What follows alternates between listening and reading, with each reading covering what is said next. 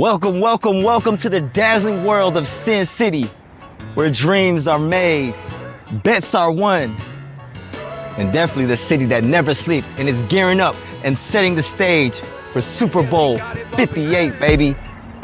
I'm Chriscashjalem, your Las Vegas realtor, taking you through a $45 billion extravaganza that was 2023 in Las Vegas to a $3.7 billion resort.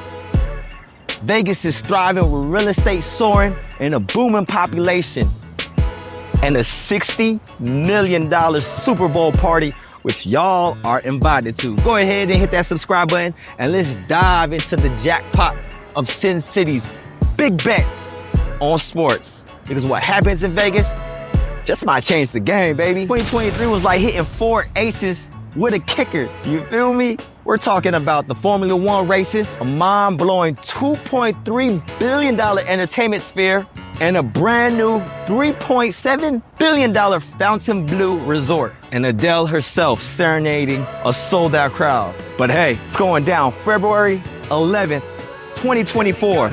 We are rolling out the red carpet for the grandest sporting spectacle of them all, Super Bowl 58.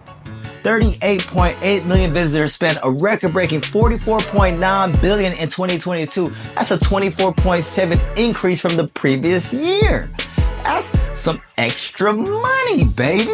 Total visitor numbers for the year climbed to about 40.8 million. Nation, some challenges do lay ahead. Real estate prices have increased more than 40% since pre-pandemic levels. A city that has no water availability cannot grow, right? Water is the flow.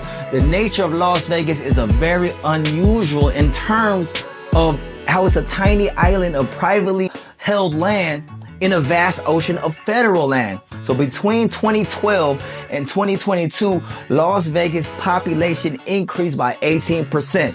So in 1931, Nevada became the first state to legalize gambling, transforming Las Vegas from a mining town to a gambling mecca. Money, money, money. Throughout the following decades, organized crime took over most of the casinos. The casino was the profit center. Go where the money's at, and everything fed into it. You know, Frank Sinatra, Cash Sinatra, as great as he was so popular in Vegas because he attracted the high rollers, the high rolling gamblers, you know? So after the mob was driven out in the 80s, other forms of development began to arrive, like the birth of the city's restaurant and entertainment scene.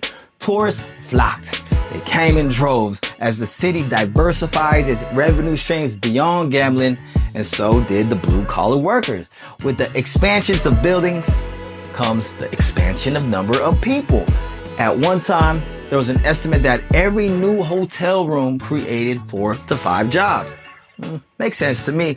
If it's hundreds of casinos and nightclubs, Las Vegas has been linked with debauchery and fun, offering everything from A-list DJs and singers, comedians and magicians, and even a modern circus. But over the past few years, the city turned to something new, going from zero to hero, 0 professional sport teams, to becoming a sports haven. The $500 million gamble called the Formula One race in November 2023 brought in $1.2 billion to the area. The race will return, of course, in 2024. So in 2020, NFL team, the Raiders, relocated into the brand new $2 billion Allegiant Stadium. One of its biggest investments right there. We have other sports additions that paid off as well. Championships. The $500 million NHL expansion team, the Golden Knights, won the Stanley Cup in 2023. WNBA team, the Las Vegas Aces, won back-to-back titles in 2022 and 2023. Typically, about 25% of the population is not interested in coming to Las Vegas, right? But when you add their sports team, they think differently. So in 2022, sports events generated $1.8 billion in economic activity from out-of-town visitors to Vegas. So February 11th, it's going down. Las Vegas will become the center of the U.S. sporting world when it hosts Super Bowl 58, a hefty expense of $60 million. You know what hosting means? Hosting the Super Bowl, you know what that means? It means the NFL has accepted Las Vegas as a suitable place. Because about 20 years ago, our Convention and Visitors Authority tried to buy some ad time on the Super Bowl and we got rejected. But look at us now. The event is expected to draw 100,000 people and bring in $700 million to the city. It's an opportunity for us to show off the brand new Allegiant Stadium because we have changed the game. Taking some L's too. The Sphere lost some money, $100 million lost in its first earning.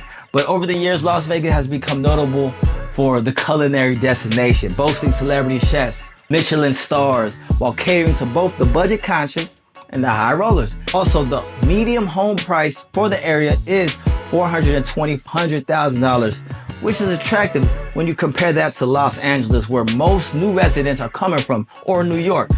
The median home price is $424,000, a steal compared to LA and New York. The average home also in Miami, Florida, which is often compared to our city, sells for about $150,000 more than Las Vegas. Job opportunities are another pro. While Las Vegas unemployment rate is above the national average, it's at a pre-pandemic low. But Las Vegas is the leading destination for California businesses looking to relocate, with over 2,000 moving to Sin City between 1990 and 2019.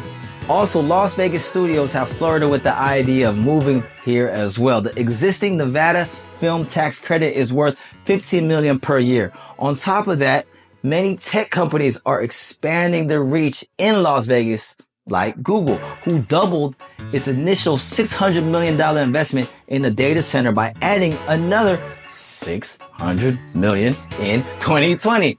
I think that Las Vegas is changing in the sense that if you are looking for a well-paying, high-tech job, we're having more of them. Las Vegas has little land left, but there's construction everywhere. You know, real estate investors are saying that, Vegas has a tremendous land shortage, mainly because a lot of the land is federal land. And based on that situation where you have a land shortage, but an increasing population, there's a bidding war for the fixed supply. That's what's attracting a lot of people to real estate. So more than 80% of the land in Nevada is federally owned. And in Clark County, that number is even higher. Land in Nevada is federally owned. And in Clark County, that number is even higher. Las Vegas, referred to the Las Vegas Valley, the Las Vegas Strip, or the city itself. They all lie within Clark County, despite having a Las Vegas zip code. So you gotta understand, the Las Vegas Strip isn't even located within Las Vegas city limits. It's split between the unincorporated towns of Paradise and Winchester. Las Vegas has its city limits that stops at the beginning of the Strip. Sahara Avenue casino operators intentionally were outside the city limits. They didn't want to deal with the city taxes and the fees. Technically, when you're on the Strip, you are literally in Paradise Township. So excluding the Strip, Las Vegas has sprawled development outwards rather than upwards, eating up the limited public land. The result is that the land is very expensive here. And even now, it seems like there's a tight grip on the housing market.